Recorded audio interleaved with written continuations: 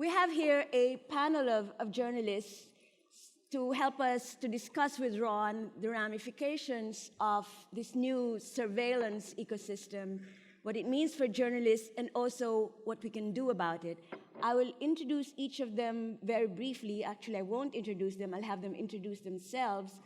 But let me ask Ron first is, you wrote about the godlike ability of this, if the spyware companies and of these surveillance companies and their proliferation. And as we know with the internet, it's very hard to control. Once this evil is out there, it's very hard to rein it in. So my question is, can you really fight God? And how do you do it? Really fight God? Yes, you can. You absolutely can. I think that as imposing as some of these firms seem and as sophisticated as their technologies are, they are also human. They make mistakes. They're vain. They're manipulative. And they have weaknesses that expose what they're doing. So they have godlike capabilities, but they're not gods. They're humans. And humans make mistakes. And you can take advantage of them. That's what I think everyone in this room hopes for, is some slip-up that you can see. It's important to expose the abuses. That's the first step, is to raise awareness, to say this is a problem and here's why. Put a human face on it. And I think it's definitely possible. We have shown that. I think, Carlos, you can tell us about how you fight God in a way. But Carlos, tell us first about your work, why you were targeted by NSO, and also how you are fighting back. Gracias, Sheila. Hi, everybody. How to fight God? Well, I'm an atheist. So. tell us a little bit more about El Faro and what you're doing and why you were targeted.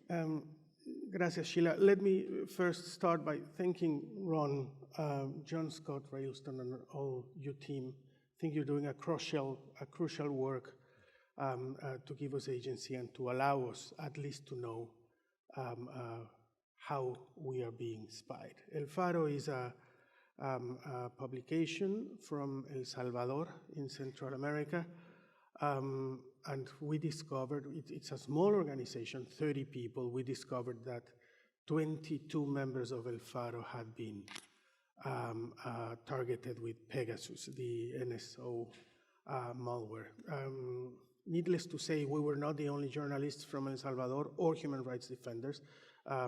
There's dozens of colleagues that were also targeted with Pegasus. What made El Faro special is the amount of people from the same organization that was targeted and the amount of time and the number of attacks we suffered. The range was from June 2020 to November 2021. So that's a year and a half. And what people from Citizen Lab told us is that the number of attacks was, they qualified it as obsessive. We did a very interesting thing, Sheila. We managed with the data that Citizen Lab provided us through the analysis of our phones. We crossed the attacks with our news cycles. And what we found is that the big red points, to no surprise, were the days before and the days after our big publications, investigations about the government corruption and Mr. President Bukele's negotiations with gang leaders. So it was no surprise, and then something very lucky happened. While on Citizen Lab they were going through the analysis of one of our reporters' phones, the operator got in the phone. So they were able to geolocate the operator.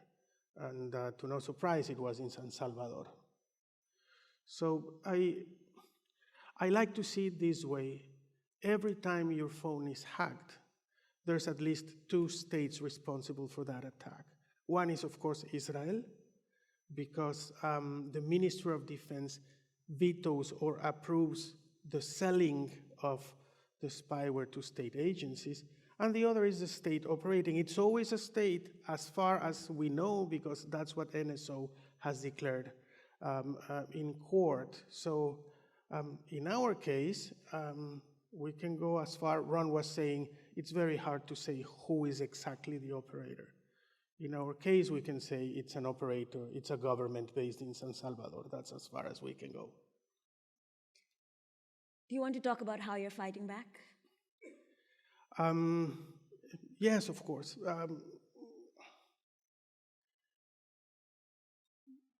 It's, and I'm sure Hadija can talk more about this, how terrifying it may become when you suffer such an invasion, and how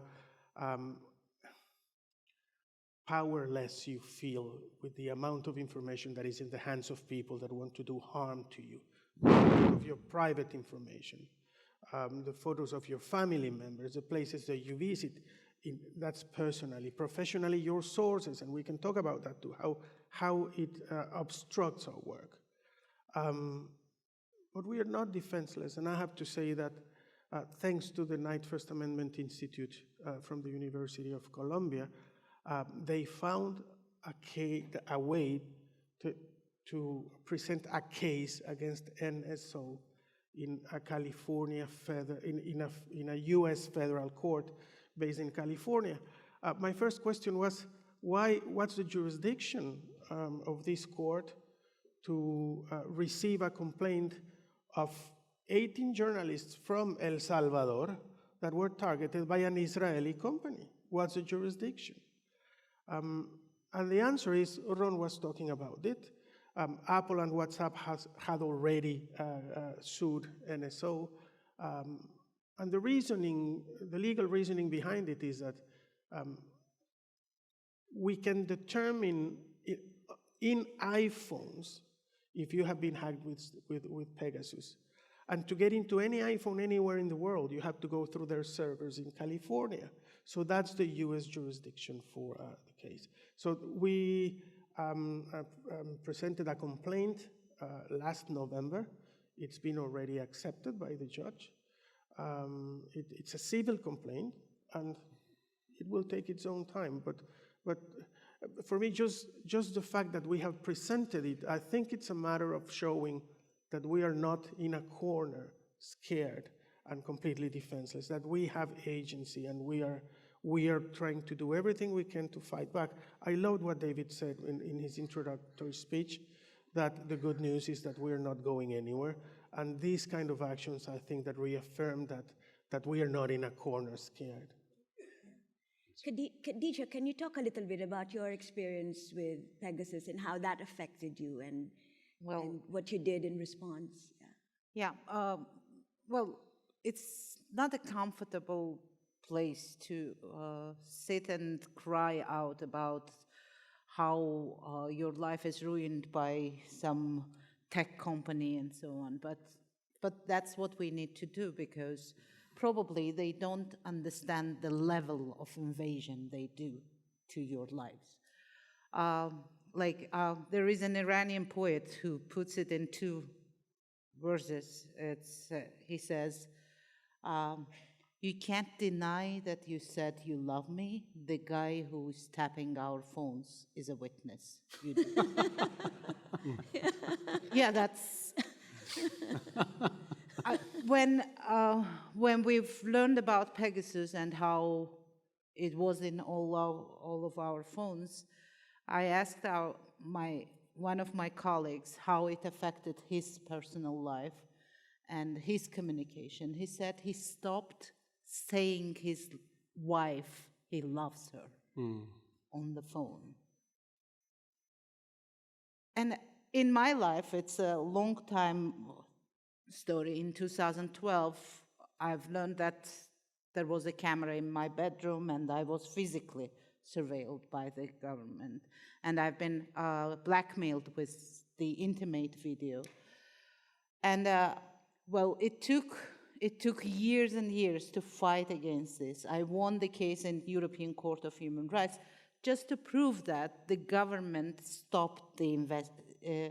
prevented the investigation of that case. Khadija, this is the government of Azerbaijan. Yes, the government of Azerbaijan. It has history of doing those things. But now see what is happening. We go to the court or to the government agencies with the fact that there is this Pegasus spyware in my phone, and our government says we didn't do that. We didn't do that. We have 4 agencies in Azerbaijan which can do that, like which has authority to use spyware or tapping system, and none of them accepts that they did it. NSO says they sell it only to government. Our government says, which government? Maybe it was some other government that tapped you.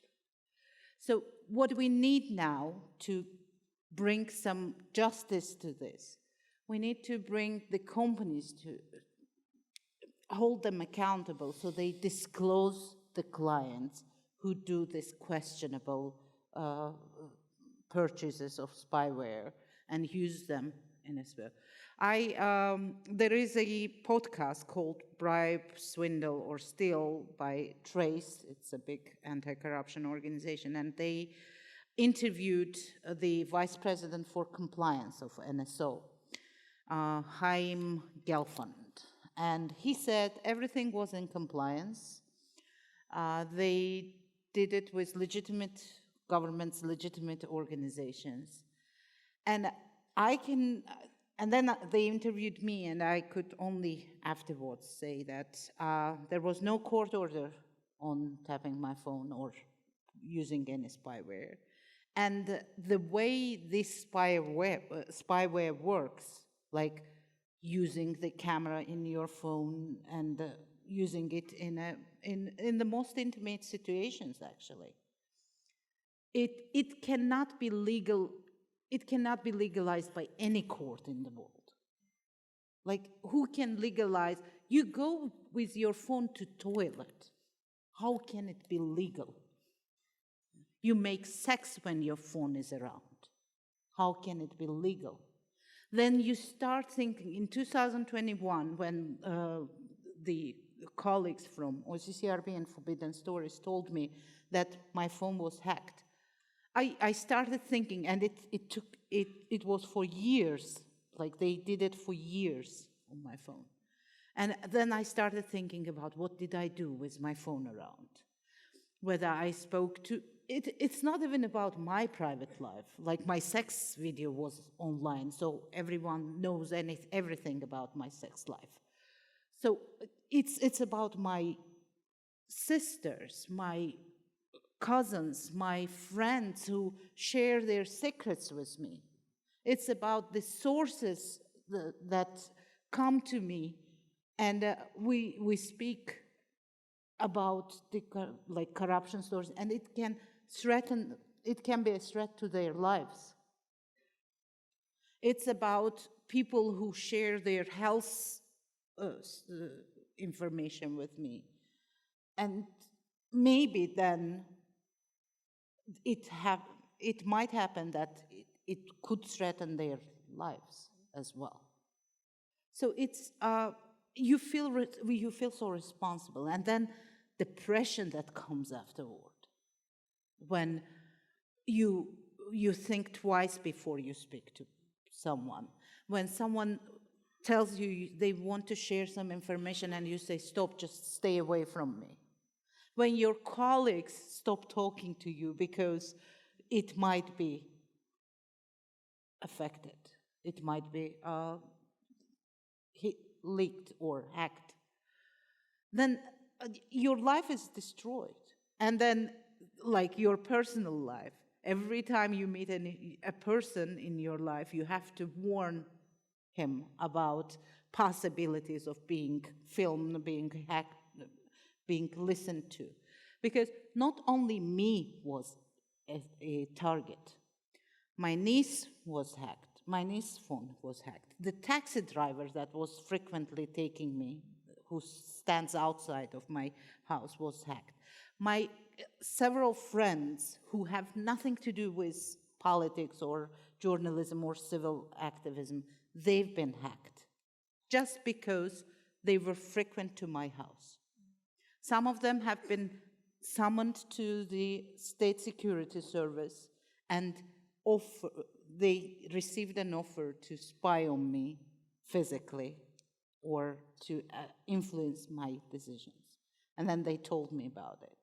And I was wondering, like, how come lately I haven't been seeing the physical surveillance outside the house.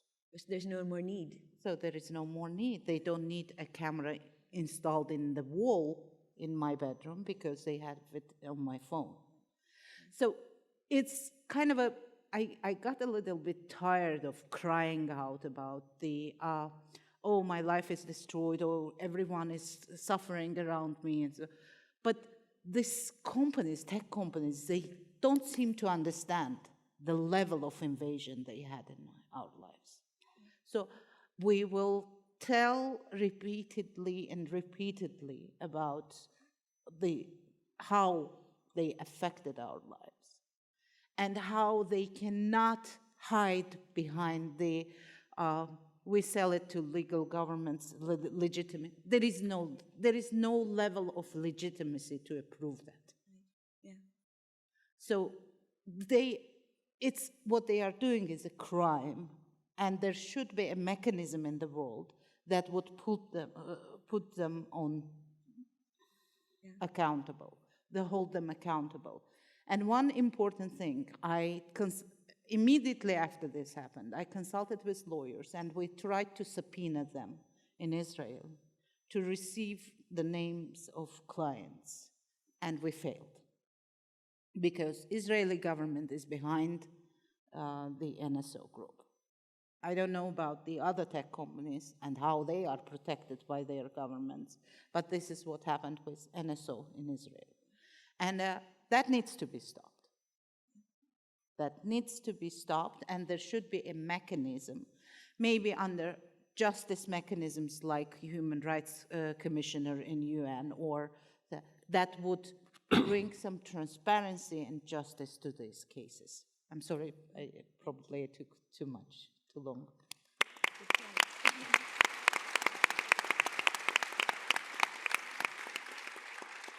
Rawan is head of the ARIJ, which is the Arab Reporters for Investigative Journalism.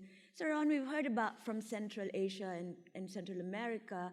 What is the situation like in the Middle East? Is there even awareness of these kinds of digital surveillance, and are journalists taking protective measures against? Thank you very much. I'm privileged, honored to be with fellow panelists and among, friends and colleagues from the investigative journalism community. And all of Ron's excellent presentation, many of the examples were from the Middle East and North Africa. Unfortunately, there has been a lot of victims. I have spoken to tens of our community who had been Pegasus surveillance victims, and some of them are with us in this conference, but they cannot say that they were the victims. So Ron and his team knows the names and the people, and maybe they are part of the numbers of the mass surveillance that is happening, but they will not, and I salute very much, Faro and Khadija for, being able to represent what does this mean. Because most of our Arab journalists, they live under those states that are really, we cannot technically, and Ron can verify this, say exactly the state that was behind this, but most probably it's the state they live in. So exposing this makes them even more vulnerable. Even more colleagues and more sources will stop talking to them. So it's a big thing for us. I was born in Amman, Jordan. I live in Amman, Jordan. ARIJ, Arab Reporters for Investigative Journalism, we work as an umbrella for investigative journalists and fact-checkers in the whole region, so all the Arab world. And I'm also Palestinian originally, so I did films, documentaries in Palestine, Israel, and I know that how Israel used before this technology and before smartphones, all of this military intelligence, even to assassinate people outside of Palestine, Israel, so in many other, Arab countries, and it's offline, online thing. It's happening, and I think the world had a blind eye towards all the human rights violations that is happening there, and then they expanded this to sell their services to other Arab countries and also poor countries in Africa, Latin America, East Asia, and even, beyond. So I think this presentation that Ron had is a taboo in any Middle Eastern or Northern, North Africa countries. You cannot present this with these examples. Unfortunately, the situation is very, very bad. Jamal Khashoggi, many of our community knows him directly, worked with him directly. He was a close friend to some of our communities, so we know exactly what does this mean. Now, digital literacy and digital awareness is higher in our region and worldwide. Journalists are more aware of how to deal with things. We are getting back to old-fashioned of leaving your mobile in your home or hotel and go talk to the source without any smartphone. And as Khadija said, there is cameras, there is CC cameras, there is a lot of things that are connected together. I think one of the main things first is the family relationship. We need to upscale this digital safety literacy beyond the journalists and the fact checkers, because the families are part of it. And in our region, some of the families are really very weak in digital literacy, which makes it easier to intimidate people and go through. And one of the recommendations can be even to upscale our way of thinking about safety, because focusing on digital safety alone without the physical, mental, legal safety will harm the whole thing. We cannot continue. We added in ARIJ a career safety clinics with one-to-one of our investigative journalists, because we believe that some of them are leaving the career. They are publishing in anonymous names. Maybe we are the only region that we have fact checkers publishing in anonymous names. And so after this, you are publishing anonymously, and there's all of those risks. So why to continue in this career, especially after COVID, many of them transferred to freelance journalists. So what we think is the model is physical, digital, legal, mental, and career safety to continue in this career and be able to really contribute to the cross-border collaboration. Without that, our region, I think, one of the blindest, it's clear what is happening, but unfortunately, we cannot expose the mass of it. And in many Arab countries, there is no even testing enough. So people are not testing their mobiles. And I think if everybody tested, the numbers will be much, much bigger than what we know. Thank you. Laurent is a Paris-based journalist. He's head of Forbidden Stories. You can tell us about Forbidden Stories later, but as part of your work, you're well aware of the many risks journalists face. As Rawan mentioned, it's not just digital surveillance, but physical surveillance, physical threats, etc. How would you compare digital surveillance? You've done this big TV investigation on Pegasus and NSO. How would you compare that to the other stories you've done and the dangers that journalists face? Well, first, it's a very different kind of threats, because that one is very invisible. And what we're talking about here with Pegasus spyware, we're talking about a military weapon used against civilians. That's something that we all need to understand. We're talking about that kind of spyware that need a license delivered by the Ministry of Defense of Israel to be able to export to state actors. And those state actors officially, that's the official narrative, are using that to catch criminals and bad guys, terrorists, pedophiles. But in reality, what we were able to discover, thanks to the work of Citizen Lab, Amnesty International Security Lab, and the Pegasus project, that the victims were not that ones. Victims were political opponents, journalists, dissidents. And so what we have been able to see in the Pegasus list, and through the forensic investigation as well, that all the victims on that list were sharing something in common. They were all fighting for democracy. They were preparing a protest in Mexico. They were preparing an investigation in Azerbaijan about Aliyev corruption. And the surveillance units who were surveilling them were willing to at least to collect information or to kill the story, or even to kill the person. So this is what kind of weapons we're talking about. And I think that what we are suffering as well as a community here is a lack of understanding, and I think Khadija expressed that very well, of how it's a big threat for democracy, and how it's entirely destroying the life of people who have been surveilled, because they know everything about you, and maybe they will blackmail you at some point. So first, it's an invisible kind of threat, so it's very difficult to fight against something that is invisible.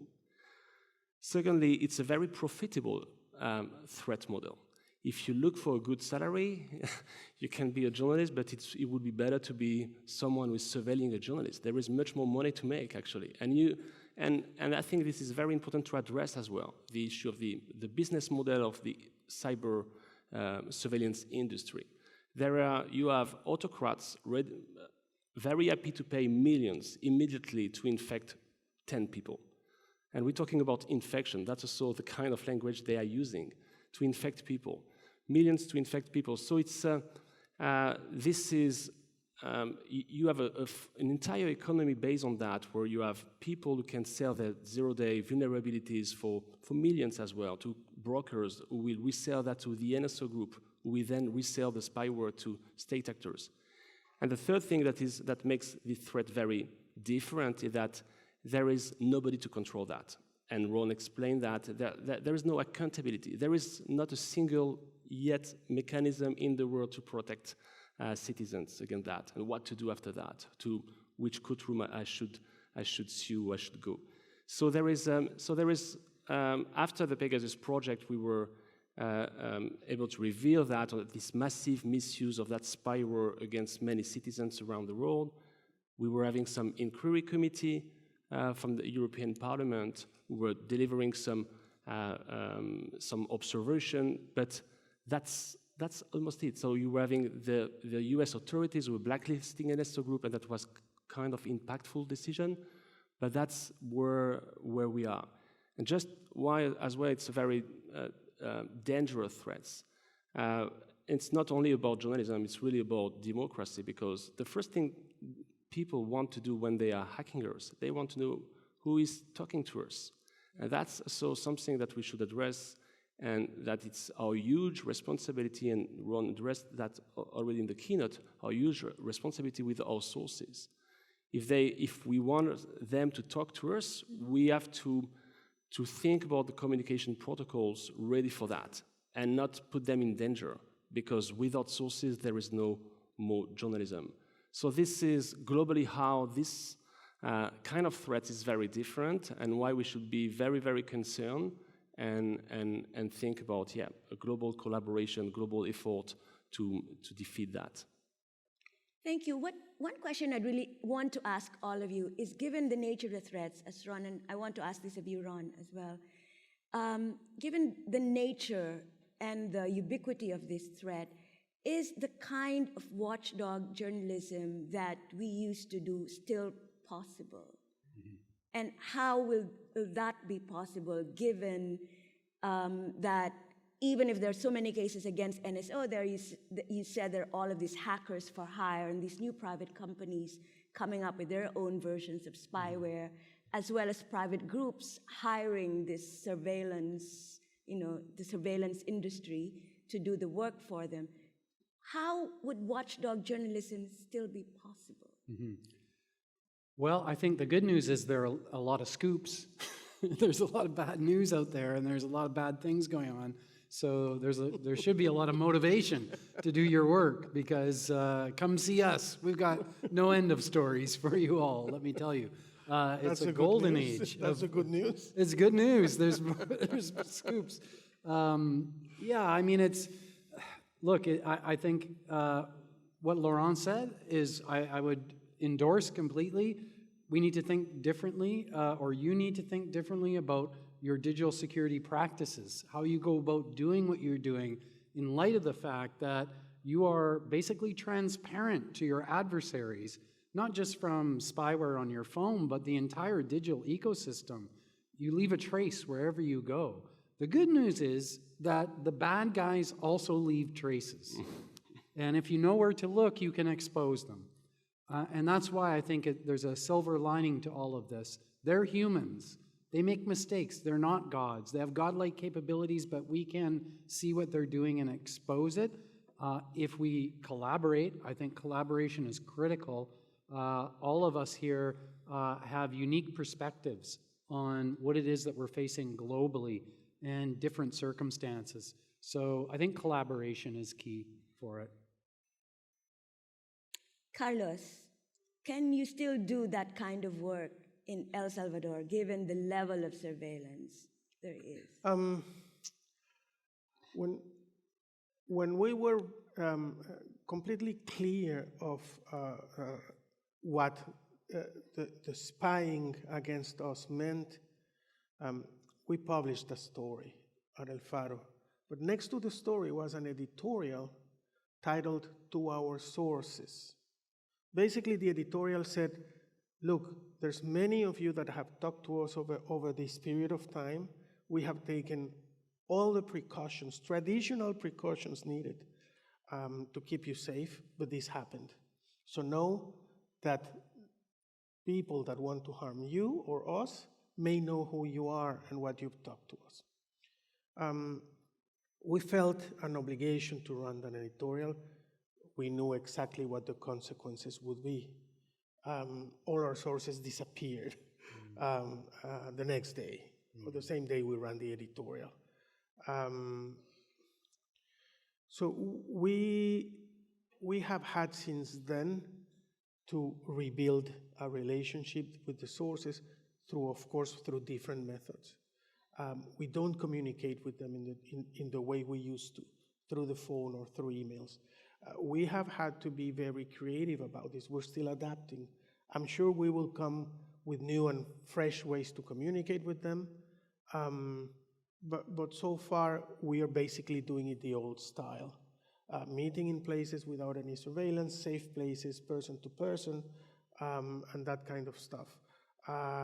Changing all our electronic environment. I think that the safest way to behave in these times is to give for granted that there's always someone looking at you. So you need to take extreme precautions to get away from their view. I think that's the only safe way that we know so far. We are expecting Citizen Lab to come up with better answers. But yes, answering to your question, yes, it is possible, and we keep doing it. It's just more complicated to do, but we keep doing it, and I think that's the good news. Yeah. What about you, Khadija? I mean, is it worth it, the toll on your mental health, on your mentally, social life? Yeah. It's difficult to bear. It makes life more complicated. Now I'm using 3 phones. I don't put SIM cards in any of my smartphones. I use the touch phone for SIM cards. Smartphones are out of the local radars or whatever. It's difficult. You try to keep your conversation private in the places they cannot listen to you, and so it's difficult. But then at some point you get sick of it, and you decide that I will pretend nothing of it is happening, and I will continue the work. So I've been working with international media most of my career, or as a freelancer. Year ago, I decided that I will go into local media, we will organize local media as if the country is okay with that. And we keep doing that. I rely on younger colleagues who are not less visible to, or not in the radar yet, who does the investigations. They do the investigations, so I rely on them to do that job. I'm organizing and this newsroom that covers, and we do talk shows on corruption and the most critical things. We're waiting when the government will retaliate, but so far we've been doing this, and we have to try, and then they will come for us, then we will try again, then they will come for us. That's how it works. Because otherwise, you are scared and not doing anything, and then you're scared even more. In 2005, they killed a journalist in Azerbaijan with 5 bullets in his mouth. Elmar Hussein, assassins are still in large. 10 minutes. No one got punished with that. For years, there was a silence in Azerbaijani media. Nobody was trying to investigate the president, his family, and so on. And then we decided to do that again. And what is important is we shouldn't stop trying. So that's how I say what we do. We just try. We try again. Then they stop us, then we try again. Then they shut down the newsroom, we try again. So that's how it goes. Otherwise, you just have to say goodbye to your country and live. And I don't want to do that. Rawan, are there enough journalists as courageous as Khadija and Carlos in the Middle East? Yeah, I would like to salute all of our journalists in the Middle East and North Africa. More than 50% of them publish in anonymous names. They want to continue. I think we sometimes internally, when we discuss in our newsroom, we think we are crazy to continue working. But joining, GIJN at the conference, seeing all the investigative journalists from all over the world, we think there are more friends crazy like us in the world, and it's a good chance to do cross-border collaboration with them. So I think we are optimistic to the extent of craziness sometimes, that we continue and we don't see it a wall.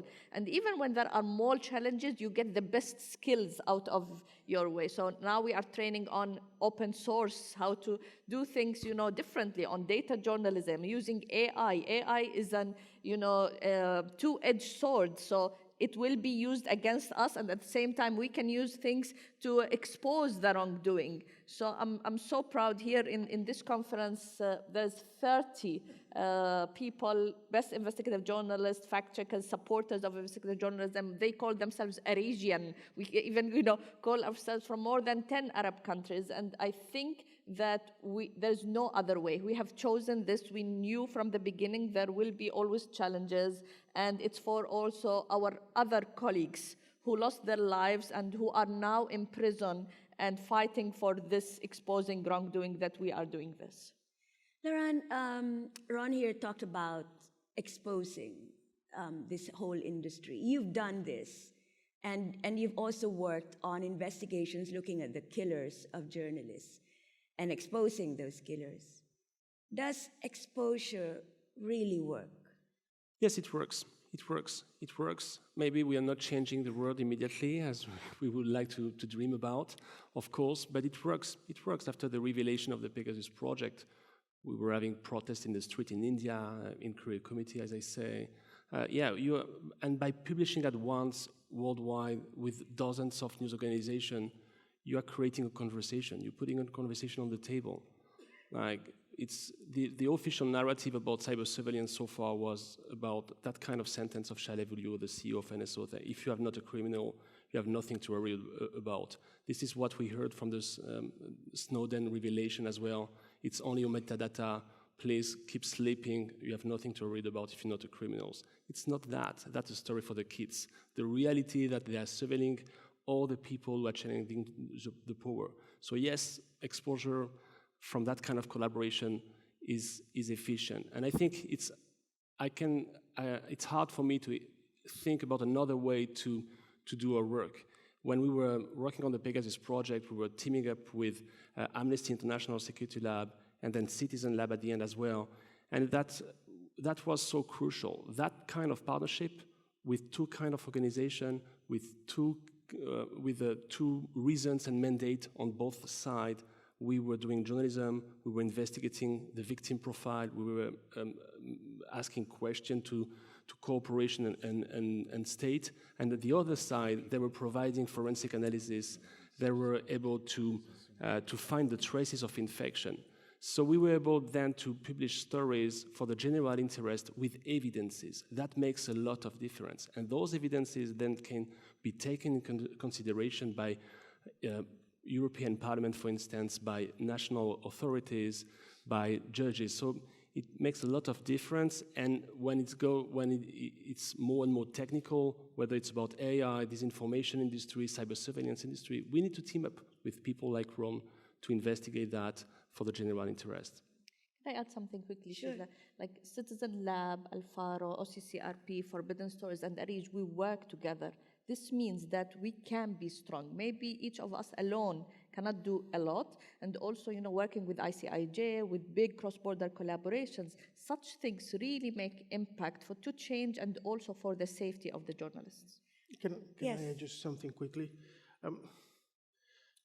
Thanks for describing us as brave journalists.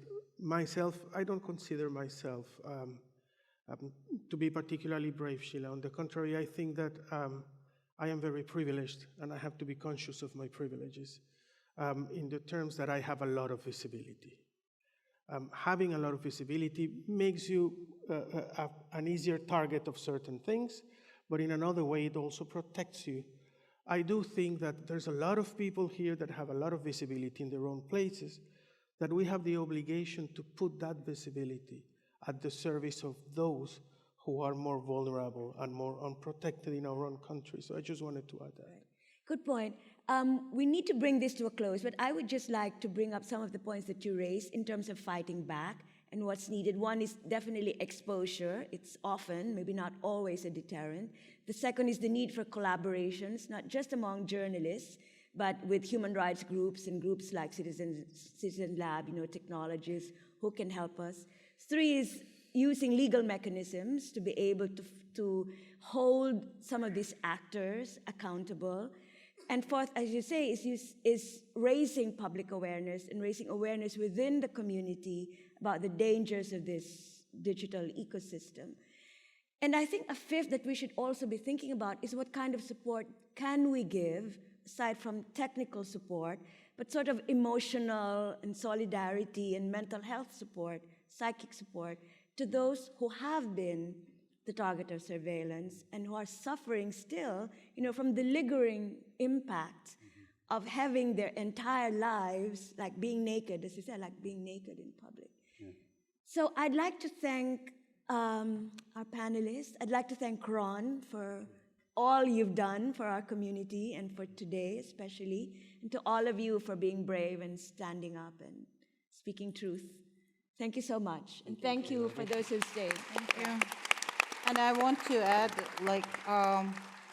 several times other colleagues, female colleagues who suffered the same problem, their intimate life have been exposed. Like when I learn about those things, I reach out to them, and I talk to them, because if we share this experience, and it helps. It helps that you are not alone, and it passes. Yeah. It happens, and then at some point people forget about it. Then it's not. And thanks to the organizations like Citizen Lab, they actually wiped it out from the web when it happened to me. Oh, good. So I offer help, like moral support, or I tell them about my experience, how I thought about it, that you can achieve something and with legal ways. Then there are organizations that can help you technically and then legally. So, and I offer it again. Yeah. Thank you. Hopefully it doesn't happen to anyone again, but if it happens to you, colleagues. Yes, look at Khadija, she's still here and still fighting. Let's talk. Yeah.